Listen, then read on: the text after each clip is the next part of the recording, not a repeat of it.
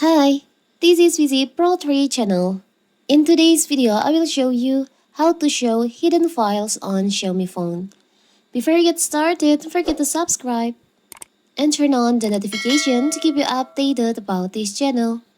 So, let's go!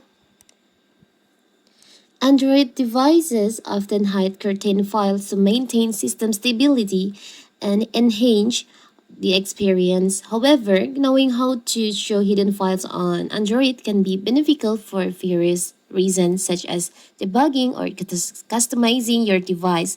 In this video, I will show you how to how to show hidden files on your phone.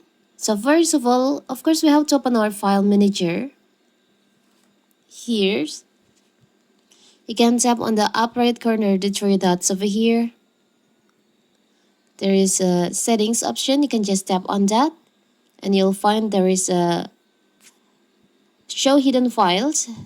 By default, the settings is unactivate. You can enable by tap on the toggle in here.